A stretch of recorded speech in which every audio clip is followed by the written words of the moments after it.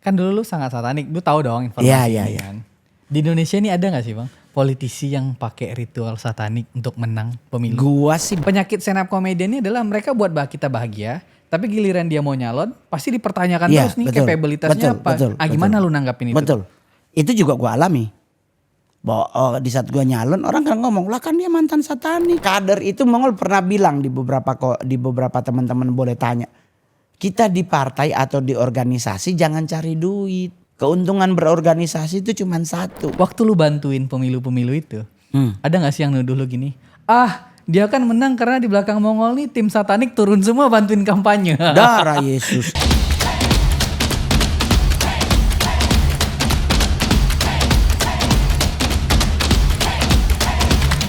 Oke, halo teman-teman Retorika Show. Hari ini gue kedatangan satu bintang tamu. Seorang yang dulu pernah tersesat tapi sudah kembali.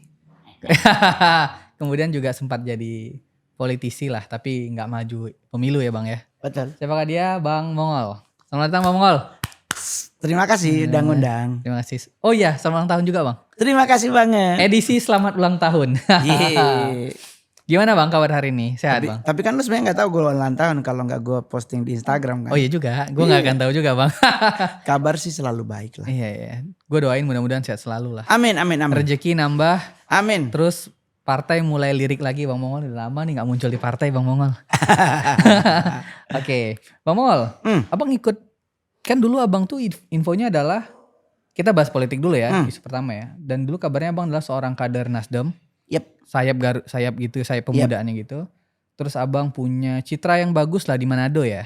Ya jadi dulu kan gue gabung dengan Nasdem itu di saat Pak Ahok.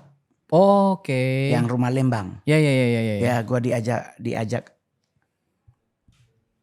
Turunin dikit. Nah. Gue diajak sama kakak Ivan Hosemen. Oke. Bergabung waktu itu masih saman ke kakak Martin Manurung. Terus pas saman ke Ketum Prananda Surya Paloh, gue dikasih tugas untuk pulang kampung. Oh, abang sama Prananda nih kenalnya personal? Iya. Oke. Jadi gue disuruh untuk memegang Garda Pemuda Nasdem Provinsi Sulawesi Utara. Oke. Dengan target yang sudah ditetapkan. Oke. Gitu. Jadi gue pulang lah ke Manado. Tapi gue tetap stay Jakarta. Jadi gue kalau ada acara pulang gitu. Apa prestasi terbesar lo saat itu? Prestasi terbesar Mongol sebagai ketua DPW bersama-sama adalah saya bisa menghasilkan 17 anggota legislatif se-Sulawesi Utara dari Garda. Dan mendongkel suara Nasdem dari urutan 7 ke 2. Wih, paten juga. Ya, jadi partai terbesar kedua di bawah PDIP. Itu modal bantuan partai atau pribadi atau gimana bang? Kalau Mongol pakai duit sendiri. Duit abang sendiri? Iya. Bantuin partai? Iya. Oke. Jadi kayak ongkos, kegiatan semuanya ya kalaupun itu ya sama-sama bareng. Saya sekretaris sama bendaharanya. Oh, iya. Patung-patungan gitu. Caleg-caleg itu juga gitu ya? Enggak. Oke. Kan saya ditargetin Sulut waktu itu waktu Rapimnas harus 4 anggota Garda di Sulawesi Utara harus ada yang jadi. Oke. Nah, kerjasama nih seluruh pengurus di DPW 17 jadi. Dari target 4. Dulunya gak dapat apa-apa padahal. Iya, saya terus yang paling luar biasanya tuh Nasdem akhirnya punya suara di DPR RI. Kak Hillary itu ya? Hillary sama Ibu Feli. Oke. Untuk Wene. Apa enggak bang, kan gini ya. Orang itu berorganisasi pasti karena dia punya agenda pribadinya sendiri. Misalnya Bang Mongol bantu itu karena cita-cita Bang Mongol di masa depan adalah menjadi gubernur gitu misalnya kan. Yep. Atau misalnya ingin jadi wali kota gitu. Iya betul, tapi bupati gitu. Bupati gitu kan. Tapi kenapa Bang Mongol enggak kan ujung-ujungnya Bang Mongol bantu teman-teman ini jadi caleg atau jadi legislatif, Bang Mongol kan enggak dapat apa-apa nih. Apa semangat apa yang Bang Mongol bawa gitu? Iya karena begini. Jadi gue kan orangnya enggak tanpa ambisi politik. Oke. Gue sama sekali tidak berambisi untuk jadi seorang politikus. Tapi gue suka bermain di dunia politik karena di situ gue belajar banyak. Gue bisa punya relationship yang banyak, gue bisa punya pertemanan yang banyak. Dan apa ya, kalau orang nanya nyari kaya, kayaknya enggak. Karena selama gue di Sulut, pembiayaan apapun kegiatannya menggunakan sistem duit gue plus Kalau Patungan itu. Jadi acara nih budget segini. Ya udah Hillary, Kak kita cuma 5 juta, Kak ini. Karena kan di saat yang bersamaan Hillary lagi nyalon. Ya kan? Jadi ya udah. Begitu. Jadi nggak ada ambisi dan pengen bantu. Nggak ada. Bahkan ini jujur-jujuran aja, jadi saat mereka semua jadi ada beberapa yang menjanjikan, Kak pokoknya kalau kita ada berkat gaji pertama apa dan sebagainya akan kita bagi 2 dan sebagainya. Tapi sampai mereka selesai masa jabatan jadi anggota DPR RI tidak ada satupun yang memberi. Jadi buat gua ya udah nggak apa-apa. Tapi lu masih komunikasi nggak sama orang-orang ini? Masih biasa aja sih. Oh iya? Iya kan, termasuk dengan Hillary ya waktu kita ketemu apa namanya Starling. Iya. Bersama Pak Wapres yang terpilih Bang Kaesang. Ketemu biasa, maksudnya gua nge-MC acara kampanye Pak Prabowo terakhir di Manado yang viral segitu banyak itu kan Mongol MC-nya. Oke. Saya MC-nya dari jam 1 siang sampai jam 7 malam. Dan itu lu lakukan karena lu happy aja sebenarnya, karena lu senang organisasi, senang politik. Iya, gitu ya? kan gue ditelepon diminta karena kan kebetulan yang nelpon ketua PSI Sulut. Oke. Bang Melki. Oh iya. Ya kan Bang Melki atas inisiatif bersama para partai pendukung dan pengusung Kim dan pendukung. Plus ini ya, Kim ini ya. Bahwa minta tolong Kakak Bro Mongol bantu Mbak MC Akang biar rame gitu nanti berkatnya nanti terang kasih. Tapi sampai kita ngonten ini berkatnya nggak ada yang masuk. Dan gua nggak nelepon maksudnya. Ya udahlah gitu ya. Iya, maksudnya kalau gua mau minta juga jadi kurang elok gitu. Iya. Sama kayak kita di yang acara yang di Jakarta Teater. Iya, kan saya juga ditembak stand up. Oh, iya. Tapi sampai hari ini honornya nggak ada yang masuk. Sedangkan Cak Lontong bilang, tim Cak Lontong bahkan ngomong, serius lu nggak dibayar Ngol? Berarti lu membahayakan komunitas karena stand up senior di acara begitu tidak dibayar kan menjatuhkan harga. Oh, lu diserang nggak sih gara-gara kebaikan hati lu ini? Kalau untuk beberapa teman-teman stand up sih iya. Karena maksudnya kayak kita ngambil nih acara gereja gitu. Atau acara komunitas nih. Iya. Mereka cuma punya budget 5 juta gitu. Tapi berharap banget gue dateng. Harusnya gue jangan ambil. Kasih ke stand up komedian yang lain. Harganya 5 jutaan. Nah kalau gue ngambil berarti gue matiin yang 5 jutaan tadi. Lu jadinya merusak pasar lah gitu. Iya, sedangkan kan kadang kita nih manusiawi kasihan juga nih acara komunitas hewan gitu. Lah kan gue pencinta hewan, gue bahkan gak makan daging. Maksudnya ya gue pengen bantu gitu. Oke. Jadi gue orangnya begitu sampai hari ini, termasuk nih sekarang lagi pilkada nih. Iya. Kepala daerah, gubernur, bupati dan wali kota. Itu pertanyaan gue tuh, pilkada ini nih ada gak tuh yang mulai approach lu untuk supaya menjadi tim ses? Nah sebenarnya tuh gue selalu berharap tuh partai gue mengajak gitu. Gue orangnya tuh nggak berani mah. Maksudnya gini, ada budaya yang nggak enakan, sungkan gitu. Gue kalau sih gini, sudah kayak orang Jawa bang. Iya kan, ketum Kaesang nggak usah telepon, stafnya aja yang WA. Bang, perintah ketum tolong bantu di daerah ini. Gue kan turun, kampanye Kakak Melki gue MC-nya, iya kan. Nah maksudnya apalagi gue sebagai orang daerah nih, perintah aja. Bro Mongol, ke Manado, bantu 15 kabupaten kota yang ada PSI-nya.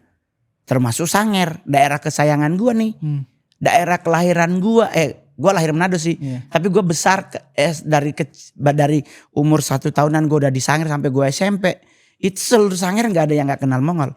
Bahkan waktu kampanye tahun 2019, gue bisa bersama dengan salah ketua DPD-nya Garda Pemuda Nasdem Kabupaten Sanger, dia jadi anggota legislatif dengan suara terbanyak di Sanger. Karena tandemnya Mongol. Bareng Mongol. 21 titik sehari kita kampanye. Karena gue yang MC-nya. Kan gue masih bisa bahasa Sanger. Gue masih fasih bahasa daerah. Jadi ya gue nge-MC-in, gue promoin calon gue dengan bahasa daerah. Karena waktu itu gue bisa menghasilkan 3 orang. Hillary jadi, Michael Tungari yang sekarang jadi calon Bupati Sanger jadi, baru Ibu Shirley Tanjulung, tantenya adiknya mamanya Ibu Hillary jadi anggota legislatif partai di provinsi. Jadi 3 orang ini gue MC-nya. Lu tandemnya ya padahal ya. Iya. Dan gue pakai bahasa Sangir. Yang ditolak di daerah kayak gue di Sitaro gitu kan. Karena partai kita kecil, kurang kenceng gitu. Kita gak boleh bagi brosur sini, gak boleh begini-begini. Gue berdiri di lahan kubur. Lahan kubur para raja. Dan gue keturunannya soalnya. Jadi gak ada yang berani ngusir. Karena lu tokoh masyarakat di situ jadi gak ada yang berani ngusir. Gak berani. Itu Satpol PP cuma liatin dari jauh. Jangan diusir soalnya DPO Pak itu. Jangan diusir, lu gak lihat bayang-bayang di belakangnya. Jadi maksudnya begini. Selama partai bersuara, gue akan gerak. Gue gak akan minta duit ke DPP. Gue kan gak minta duit ke siapapun. Karena gengsinya kan. Gue akan gerak bro. Gue bahkan waktu Hillary gue sampai sewa rumah di Manado. Hanya untuk Hillary waktu di Nasdem nih ya? Untuk Garda Pemuda harus targetnya tercapai.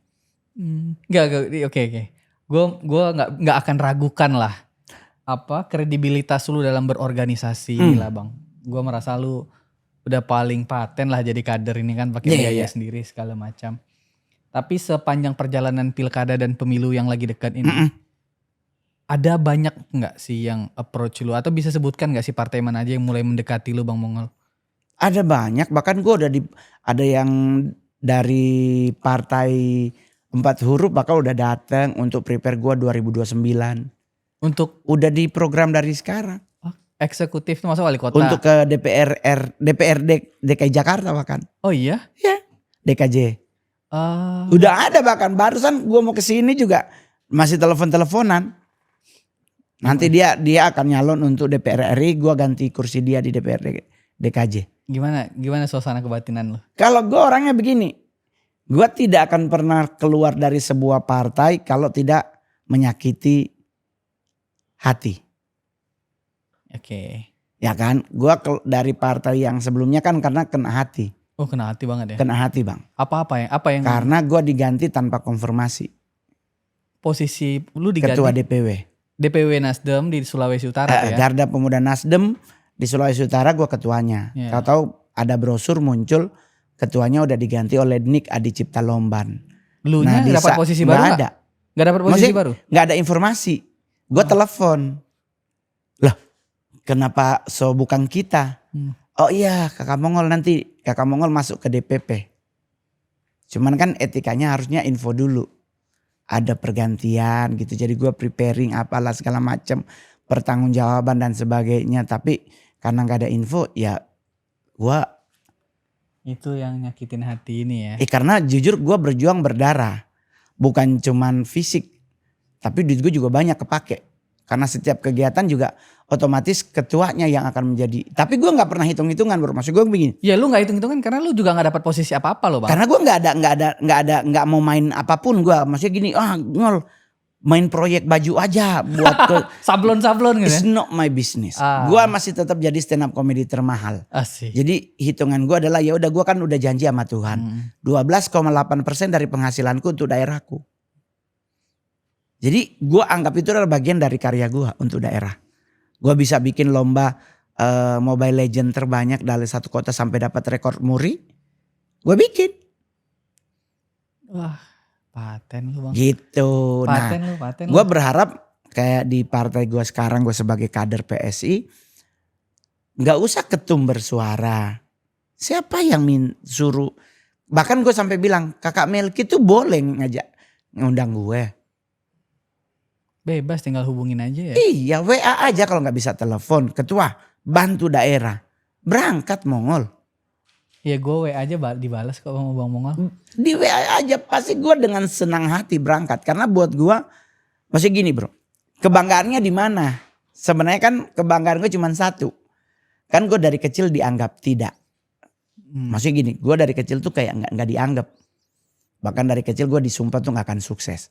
Ada. Paling anak cuma jadi satpam begitu. Siapa yang nyumpah itu bang? Keluarga gue. Nah tapi kan maksudnya gini, gue ngebuktiin gue bisa. Nah di dunia partai pun gue pingin ngebuktiin gitu. Maksudnya image masyarakat orang, wah dia kan mantan satanik. Kok dia yatim piatu, dia anak haram gitu. Tapi gue bisa punya punya apa ya? Punya sesuatu yang akhirnya menjadi bukti bahwa gue sekalipun gue yatim piatu, sekalipun gue mantan yang tidak baik, tapi ternyata gue punya apa rekam jejak positif yang gue bisa tularkan nanti gue ceritain ke anak gue. Iya, Gitu loh. Itu gue nggak nyari duitnya. Banyak kok Bang yang melihat, kan orang pada banyak tahu ya. Bang Mongol ini kan mantan satanik, Iya. orang ini segala macam. Toh buktinya waktu pemilu sebelumnya Nasdem gedek tuh, nggak ada masalah Nah tuh jadi di daerah. gue tuh kayak pengen akhirnya kan nanti tuh haters, oh iya ternyata dia kok hebat.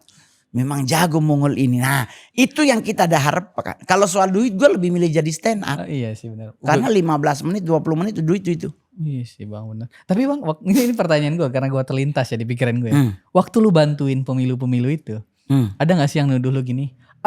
Dia kan menang karena di belakang Mongol nih tim satanik turun semua bantuin kampanye. Darah Yesus. Enggak maksudnya enggak mungkin lah. Nggak mungkin Kayak ya? gini. Gua dari 1997 gua keluar dari satanik. Gua tuh udah punya janji sama Tuhan. Gua kalau seandainya kembali, gua lebih milih mati. Kalau bahasa Manadonya kita bunuh diri, Jo. Ya. Itu gua udah ucapkan secara gamblang di udara terbuka. Jadi semua atmosfer mau setan namanya dia tahu janji gua sama Tuhan. Jadi kalau soal kenapa gua bisa, pendekatannya mungkin lebih karena pendekatan komedi itu lebih gampang diingat daripada dijanjikan. Iya benar. Kalau kita kalau kayak gua nge-MC gitu, bikin ketawa oma-oma. Baru gue kasih tahu Oma ini dia calon jangan lupa pilih dia ini DP foto Jadi bawa foto yang sudah ada di kotak di kertas suara. Jangan bawa foto yang tidak di kertas suara karena kan kalau kita bawa foto yang ada di kertas suara, mereka kan ingat terus nih foto ini. Habis itu bikin ketawa lagi. Buat happy. Di stand up, pengalaman hidup, makan di istana. Aduh ikut di nasi sadap Mongol gitu ya. Kan mereka jadi kayak wah iya kayak begitu. Sebenarnya strategi lu sederhana aja buat orang bahagia. Ajak orang milih, selesai. Ya selesai. Gak yang gak Gue gimana. gak janjiin nanti kalau dia jadi dia akan datang mau bangun. Gak ada. Gak bawa bansos gitu. Gak ada. Hillary waktu sama Mongol di Sangir itu kita sampai bisa mengalahkan salah satu pembesar istrinya nggak jadi. Gara-gara lu ada di situ. Iya. Tapi lu jadinya sekarang kan nggak bantuin mereka nih. Lu jadi dimusuhin gak sih kayak Mongol jangan sampai turun ke daerah ini. Kalau daerah ini Mongol turun habis kita. Itu pasti. Itu udah ada info ke Mongol. Kayaknya mereka bilang wah mujur sekali Mongolnya turun ini di Manado. Kalau dia turun aduh goyang orang. Apalagi Mongol kemarin sempat posting di Facebook. Iya kan? Jangan kita dengan warna backgroundnya merah.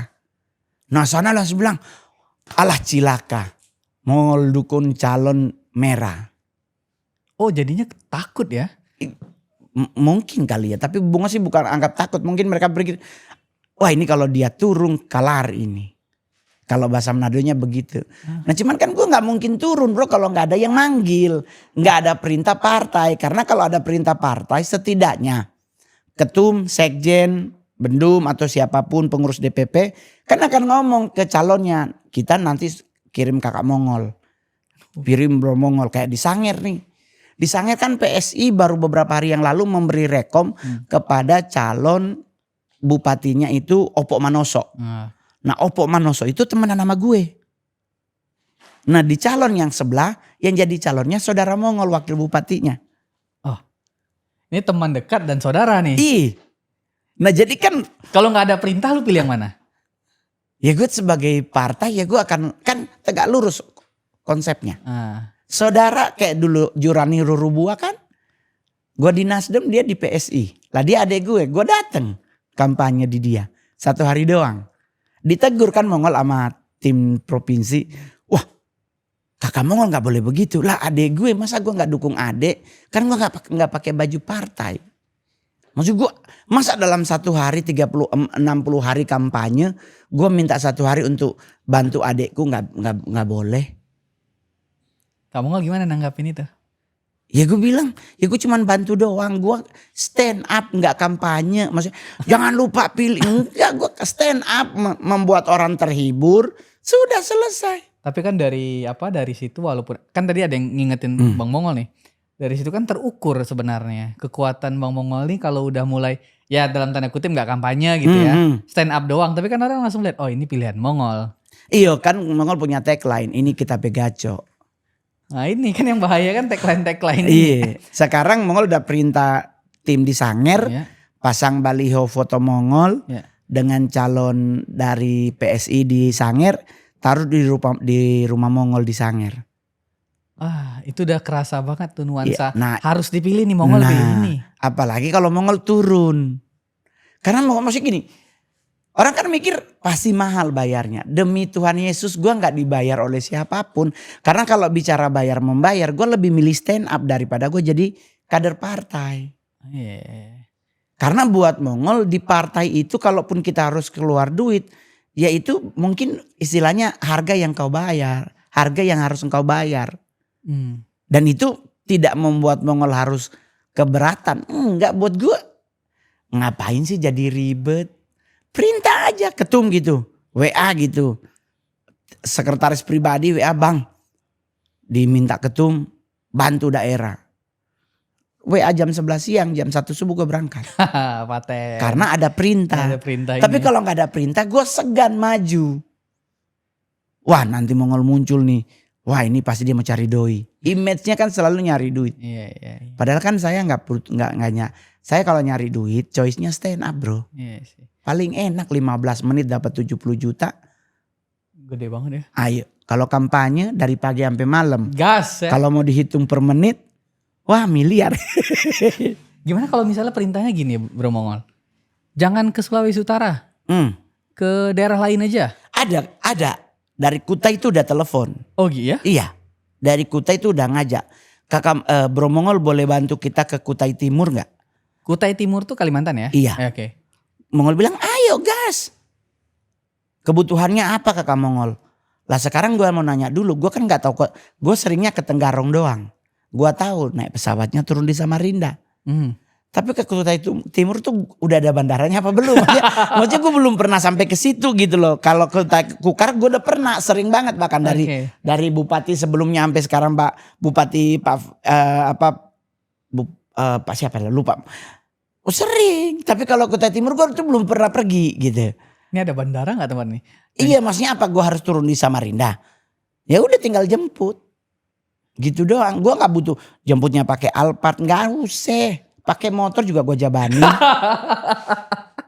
Wah ini mah kader militan banget Bang Mongol. Ke Sanger aja mohon maaf. Ke Sanger gue beli tiket kapal sendiri. Gue bayar hotel sendiri. Karena kan kita kader bro. Bukan petugas bayaran, kita kader. Kader solid ini ya. Kader itu Mongol pernah bilang di beberapa teman-teman boleh tanya. Kita di partai atau di organisasi jangan cari duit. Keuntungan berorganisasi itu cuma satu, meninggal dibaca. Almarhum pernah menjadi ketua. Itu salah satu hal yang membanggakan karena orang-orang yang gak suka sama kita kan denger. Oh dia ternyata pernah jadi ketua Kang. Nyak sangka gitu. Apalagi dikirimin krans gitu dari ketua umum PSI. Kaisang Pangarep. Itu orang-orang di kampung tuh ngeliatin krans dari presiden gitu. Wih Tuhan ternyata top dia.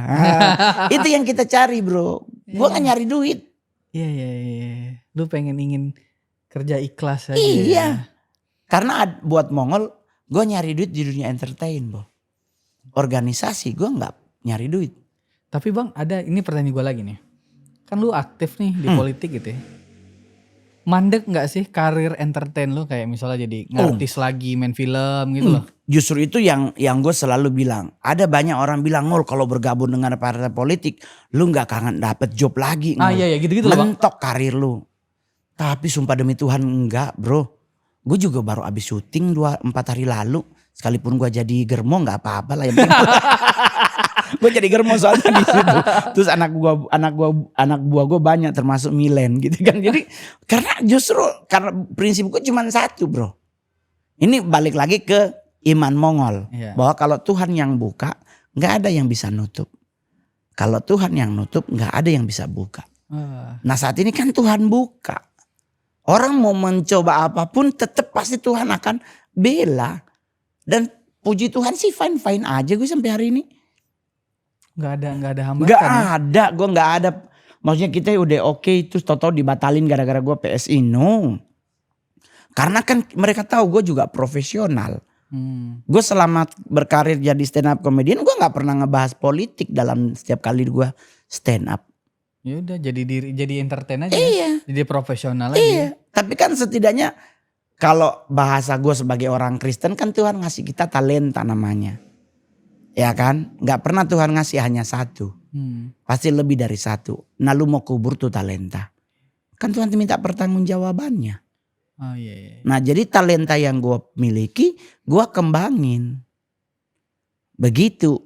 Dan di saat gue mengembangkan itu tidak bicara ke uang. Bicaranya adalah di saat itu tercapai targetnya, gue dapat apresiasi. Apresiasi itu yang bikin gue sombong, bukan duit. Oh, jadi kesenangan lu tuh di situ. Iya, ya. Diakui gitu oleh Pak Surya Paloh, kamu hebat kakak Mongol. Diakui oleh Prananda Surya Paloh, kamu luar biasa Mongol. Bahkan gue sampai diundang pelantikan DPR RI di Senayan. Gue hadir dengan batik termahal. Cuman diapresiasi, dipegangin tangan tuh gue kayak terbang bro. Ya ampun gue anak yatim piatu bisa menghasilkan ini. Itu mimpi anak daerah banget ya. Yoi coy. Itu aja yang gue harapin. Ini juga nih kita masih di seputaran stand up comedian ini.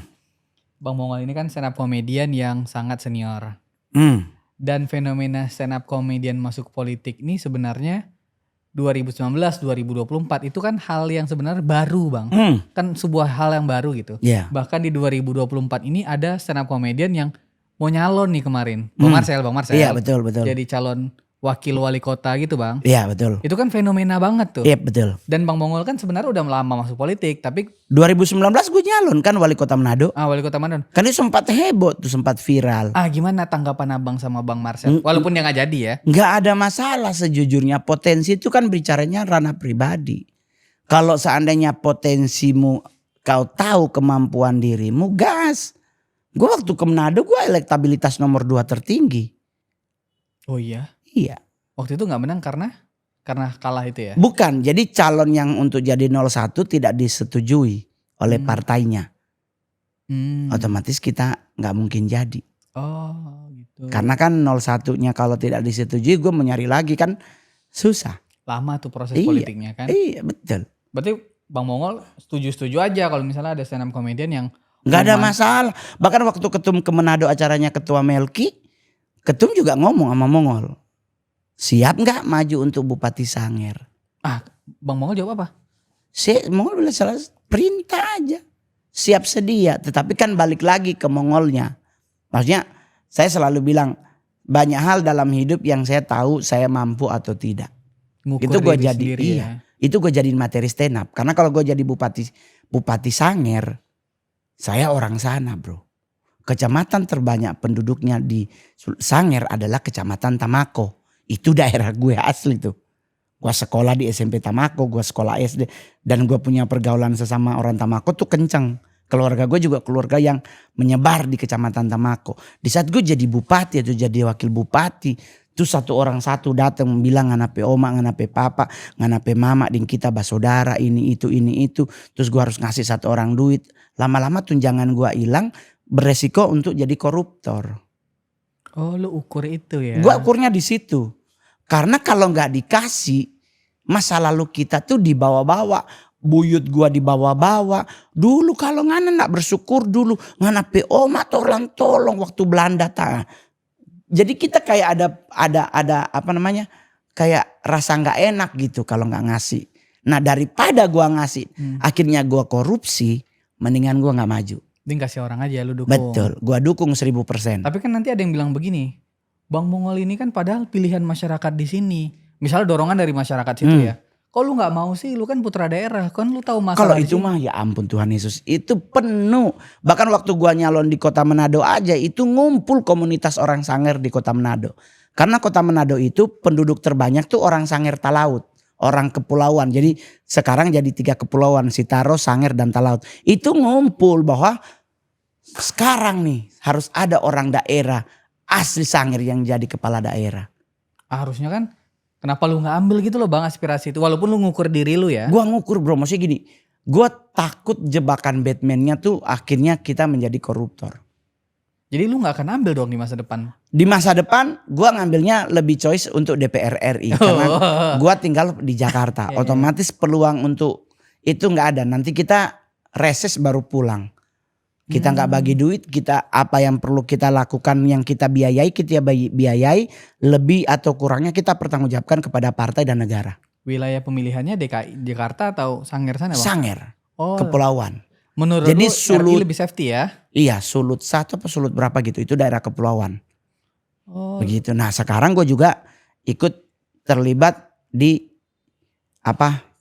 kita mengajukan ke pemerintah Kabupaten Sangir, Kabupaten Sangir, Kabupaten Talaut dan Kabupaten Sitaro kalau bisa jadi provinsi sendiri. oh, kan dia syaratnya kalau nggak salah gua 5 kabupaten atau kota tuh ya, baru bisa jadi provinsi sendiri tuh. Soalnya jauh banget gitu bro, ya Allah Di Tuhan. pulau-pulau itu ya. Iya lu kalau seandainya badai nggak ada yang ke sana, listrik mati, telegram rahasia nggak ketemu. Jadi maksudnya Bang, ini gue juga nanyain loh nih. Anggaplah Sangir dan kepulauannya itu kan pasti infrastrukturnya kurang, ya kan?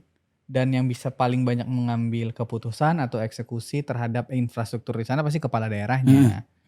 Walaupun lu sekarang belum jadi politisi, hal-hal begitu ada nggak sih yang lu perhatiin kayak rumah sakitnya, pendidikannya, supaya warga di sana tuh lebih apa ya? Sekarang kan lu bisanya membagikan kebahagiaan aja tuh. Iya. Jadi masih gini. Kalau soal di daerah gue bersyukur banget sama Pak Jokowi.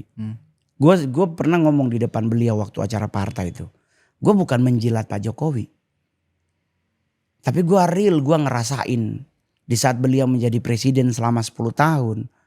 Daerah Mongol yang tadinya terpencil. Tadinya kayak daerahnya dianggap sebagai daerah luar. Tapi dengan adanya Pak Jokowi yang pemerintahannya, pembangunannya merata ke banyak sisi. Berdampak daerah Mongol. Pelabuhannya udah cakep. Terus harga barang komoditas daerah juga harganya tidak jauh dengan harga Jakarta. Terus penduduknya juga tingkat buta huruf juga sudah sangat minim. Karena sekolah di mana-mana udah aja. Terus ada kualitas juga, pendidikan juga keren. Terus yang paling itu komunikasi sebenarnya paling keren banget. Sinyal ini. Iya.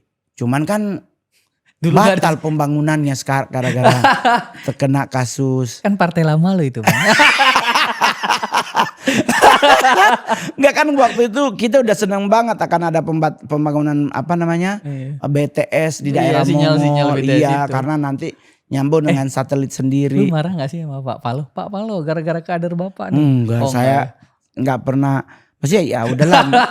Mongol bilang ya udah kita bersyukur aja. Jadi kayak di Talaut ada masih beberapa daerah yang masih belum ada sinyal gitu-gitu. Jadi ya setidaknya ada banyak perbaikan dan perubahan. Oh iya, oke. Itu harus kita akui. Di saat ada bencana alam, pemerintah pusat maupun daerah geraknya cepat.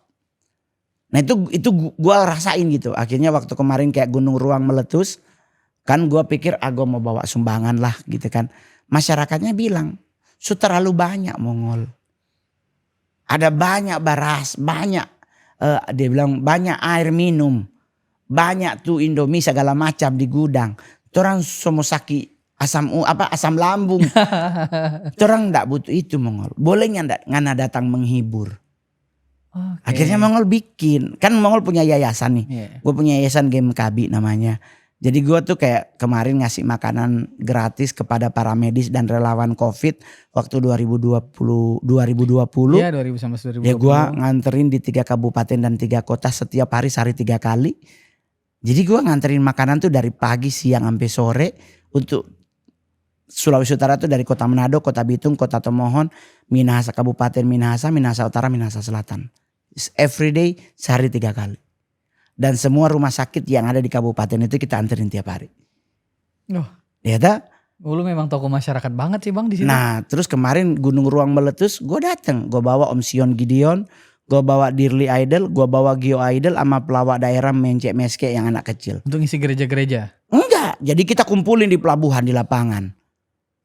Masyarakatnya pesta rakyat gitu ya? Enggak, jadi kayak KKR, tapi KKR-nya yang tidak menghakimi, wah kalau itu dalam dosa, enggak. Jadi kita bikin ketawa tapi kita sampaikan firman, karena kan penduduk terbesar 90%, 99, 98, 98% Tagulandang Kristen. Jadi kita bawa, maksudnya kita enggak bawa kita gereja ini, enggak. Jadi Om Sion hari pertama dengan rambutnya botak gitu ya kan, dia aduh itu rame banget bro. Itu penuh pelabuhan.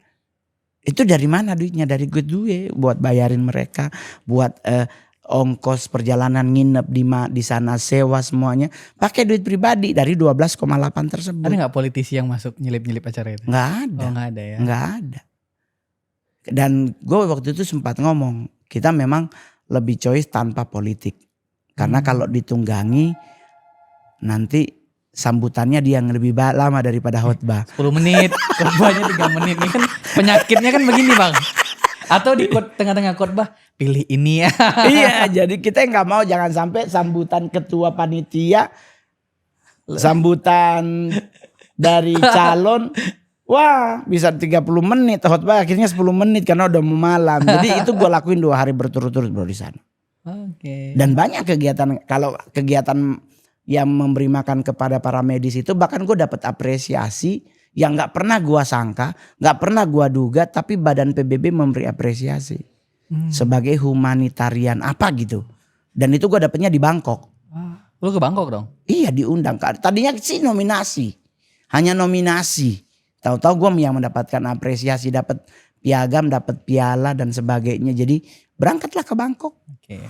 Nih kayak gue udah mes gue dengar cerita lu ini loh Bang. Tapi gue pengen tanggapan lu lagi. Kita tarik yang ke stand up comedian jadi politisi. Ini kan kemarin, ini contoh aja ya. Bang Marcel tuh kan dihina-hina. Gue kan cek IG-nya tuh. Iya betul. Gue ya banyak yang bilang dia gak capable. Tapi kan kita gak tahu personal orang. Iya betul. Ya kan. Dan kalau misalnya lu tiba-tiba nyalon misal kan DPR RI, Mongol di DKI. Kan bisa jadi lu kayak dipertanyakan orang tuh pendidikannya, itunya. Oh iya betul. Iya kan pasti kan. Iya betul. Penyakit stand up comedian ini adalah mereka buat kita bahagia, tapi giliran dia mau nyalon pasti dipertanyakan terus nih capabilitasnya apa. Gimana lu nanggapin itu? Betul.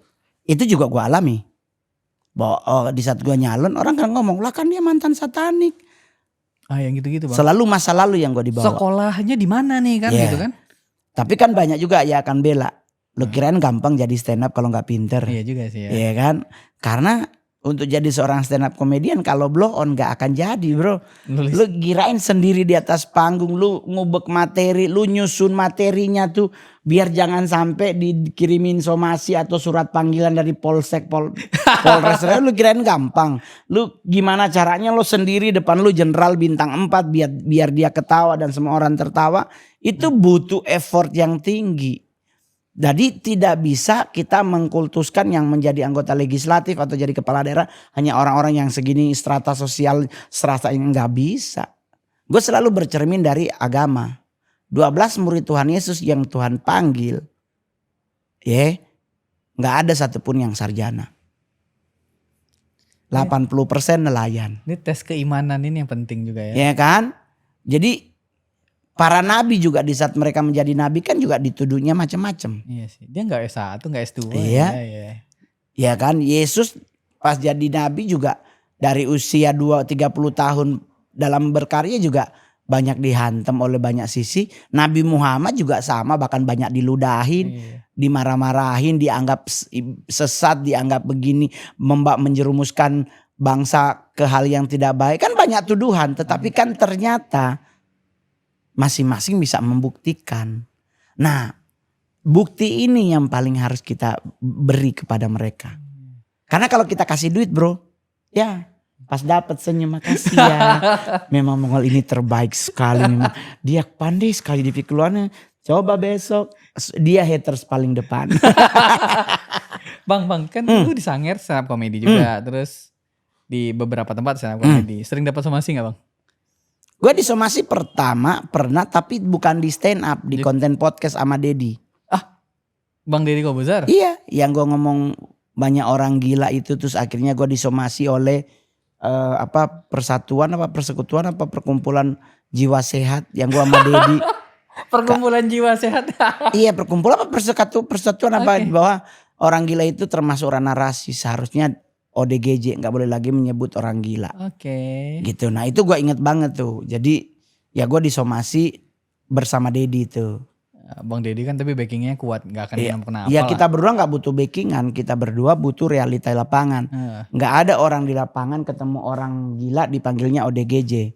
Iya juga ya. Wah, orang gila tuh. Kan banyak yang bilang sekarang ini terkait ODGJ. Oh, sekarang tuh orang ODGJ itu gampang ngelihatnya.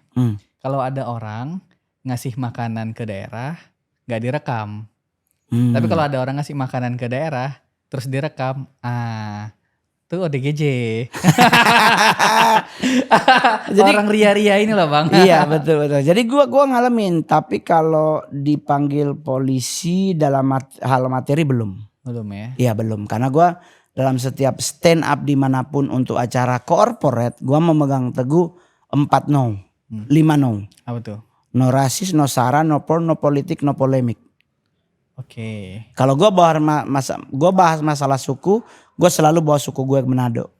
Gue bawa materi agama, gue selalu bawa materi agama Kristen tanpa menjatuhkan harga diri Alkitab dan Tuhanku. Abang ngisi khutbah-khutbah gitu gak sih? Iya, diundang sharing kesaksian hidup. Tiap minggu gitu ya? Besok, hari Minggu besok pagi jam 8. Karena kan gue berulang tahun jadi gue diundang sharing. Kalau nanti malam gue diundang kesaksian. Kesaksian tuh ngapain ya? Cerita tentang kita berjuang. Oh. Kita kan kayak memotivasi orang-orang yang hadir. Lu boleh. Dia jelek, gembel, tapi dia bisa sukses. Jadi gue pingin share ke banyak anak muda. Untuk terlihat keren gak harus pakai branded. Branded tapi kalau membuat mamamu kerjanya 5 kerjaan dalam 1 hari. Itu bukan branded. Itu perbudakan. Oke, ini juga nih pertanyaan gue. Kan biasanya teman-teman stand up comedian itu ada manajemennya gitu kan, ada stand up Indo, MLI, Bang Mongol masih bang? Iya, jadi kan komunitas stand up tuh paling induknya adalah stand up Indo. Iya. Tapi ada Majelis Lucu Indonesia, punya Patrick. Iya, terus Patrick siapa? Patrick Muslim nama Coki. Baru ada Haha, Ernest, Comika, Panji. Terus ada RL, Rumah Lucu. Itu Cak Lontong and the Gang, itu rumah Om Jio tuh. Abdel Temon di situ. Bang Mongol di mana? Enggak. Oh, enggak ada ya? Enggak, gue enggak gabung dimanapun. Jadi bang, ya udah buat manajemen sendiri aja. Iya, jadi gue setelah selesai kontrak di Metro TV, ya gue. Ada rencana buat manajemen begitu nggak? Enggak.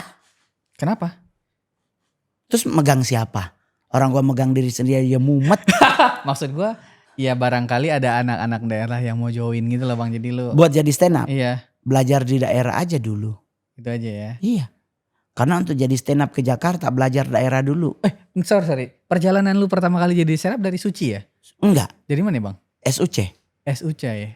Jadi bukan SUCI. Jadi? Tapi SUC. Itu di mana dulu ya? Metro TV. Oh Metro. Gue Metro angkatan pertama. Oke. Jadi 2011. Lu seangkatan sama siapa sih kemarin? Soleh.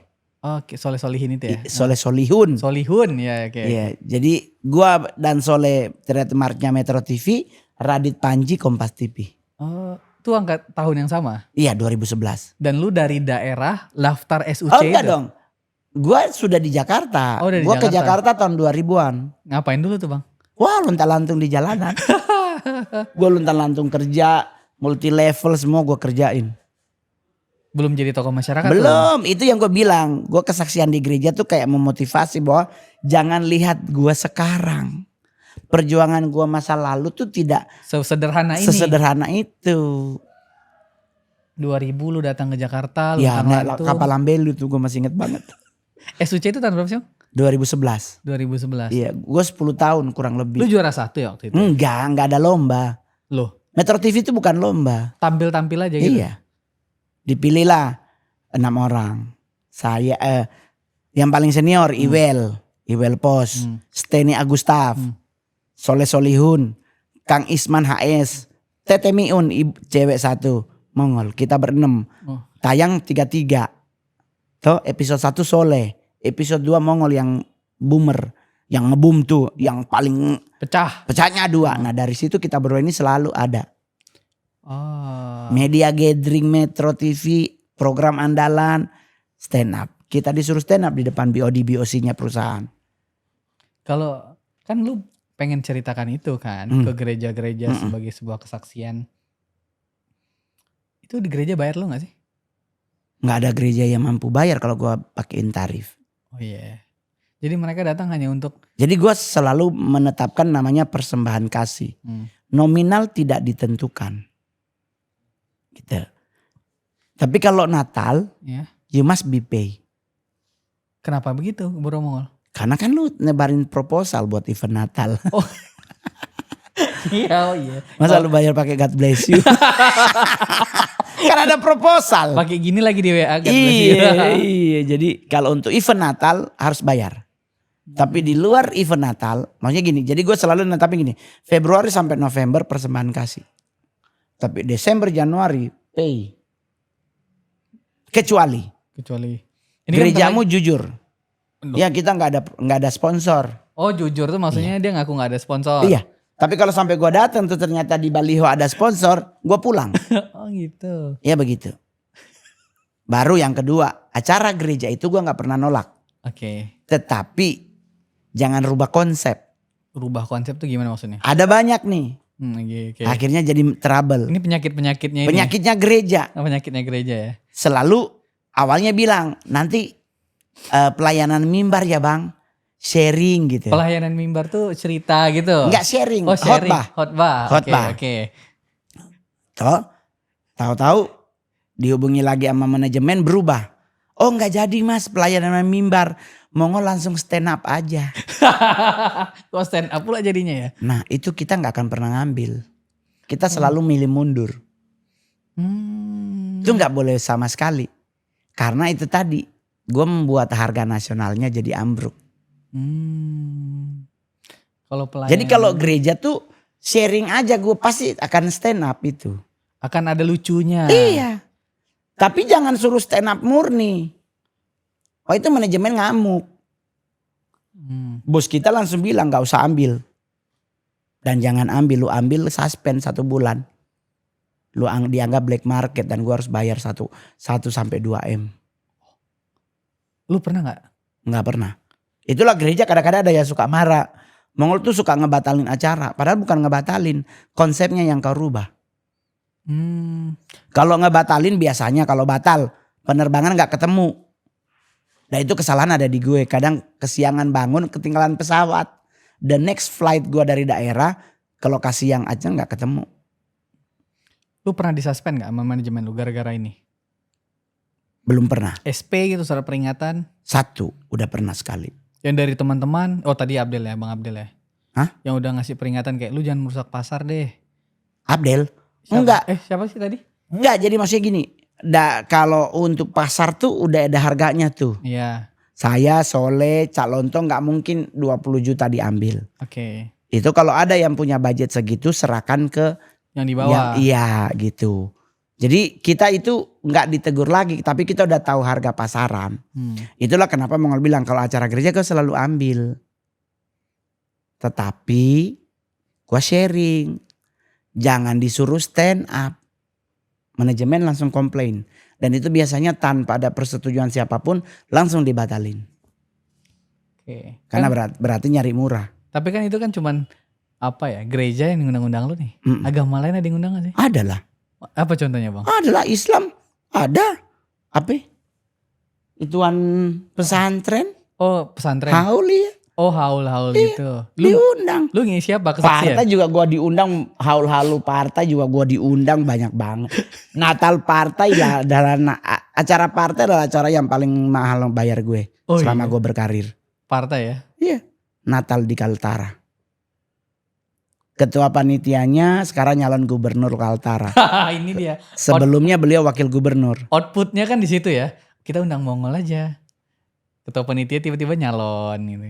Kalau itu beliau waktu Mongol ngisi masih bupati. Oh masih bupati. Bupati Malinau, Pak Jansen. Memang kalau ngundang Bang Mongol nih elektoral naik. Enggak juga.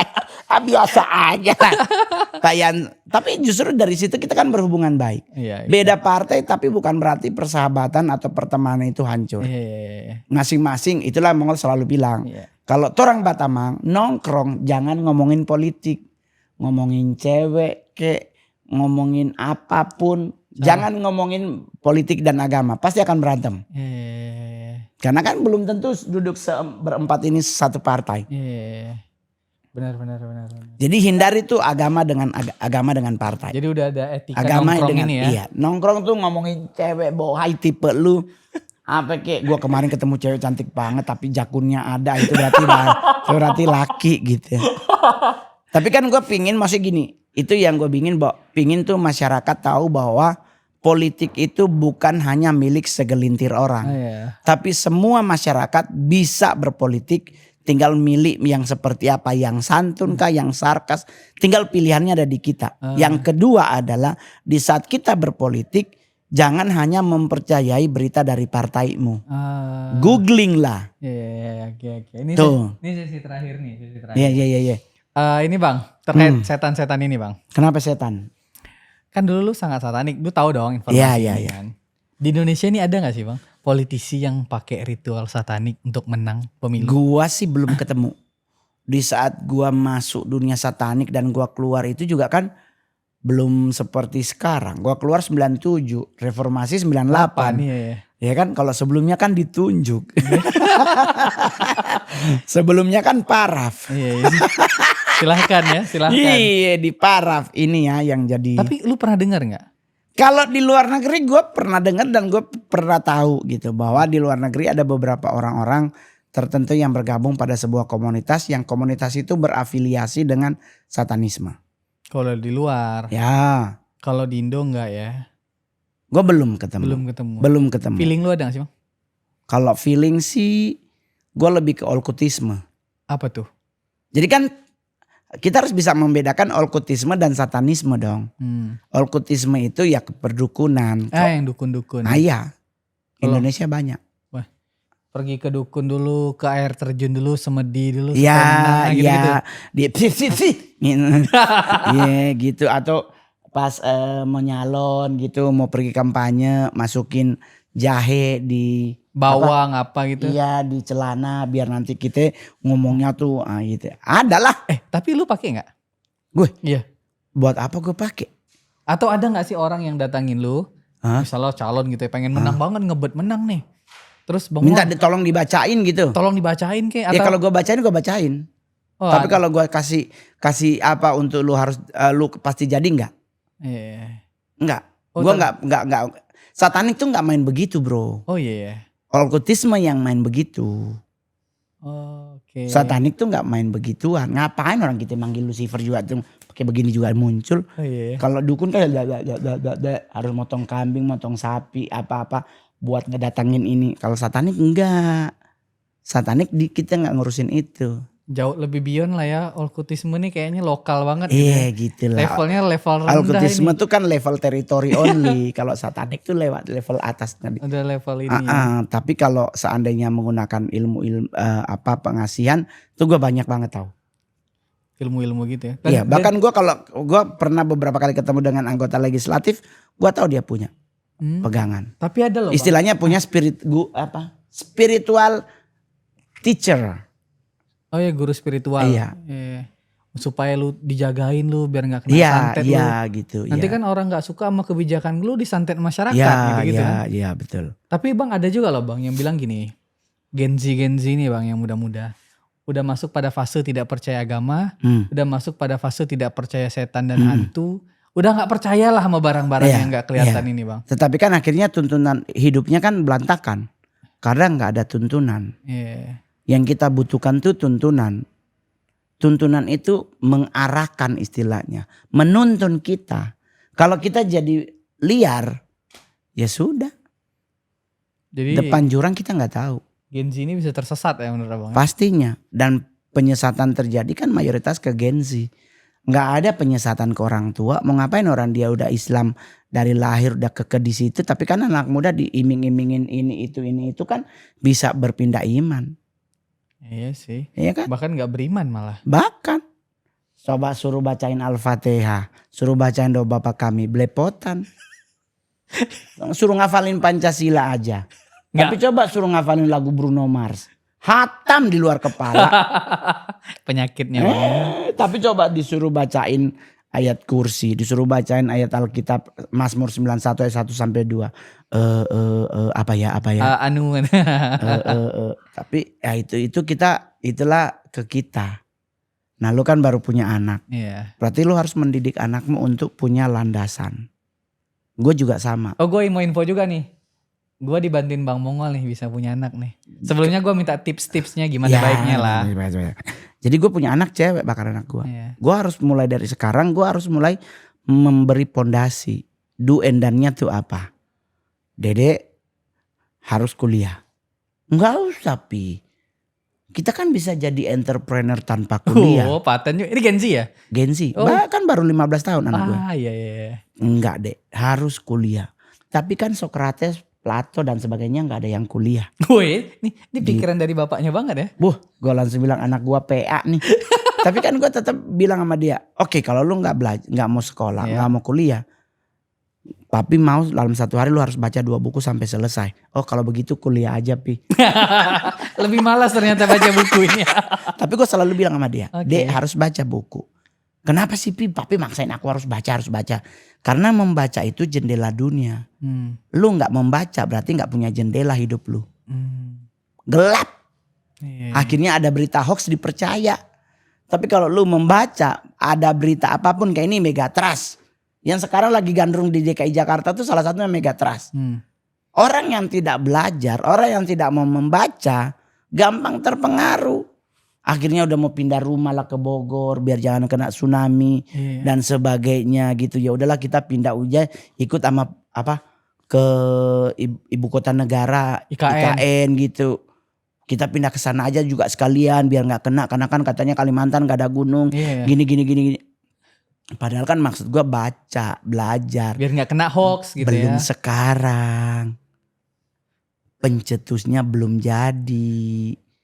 Lu gak mungkin kan lempar korek, meledak. Korek harus diitu ke sumbu. Sumbu itu yang jadi bom. Lah kalau lu baru korek, belum ada sumbunya gak akan meledak sampai Tuhan datang. Kalau memang bencana alam akan terjadi karena tanda-tanda kiamat. Berarti kita salah menduga. Pompei itu tanda kiamat kurang hebat apa? Satu daerah habis dan orang-orang jadi batu. Ya hilang. Iya kan itu Pompei. Atlantis itu sekalipun masih dalam bentuk konon kabarnya. Tapi belajar dari beberapa bukti itu tenggelam. Iya di dasar laut ya. Iya Indonesia juga begitu. Dulu Sumatera dengan Pulau Jawa dempet. Nyatu.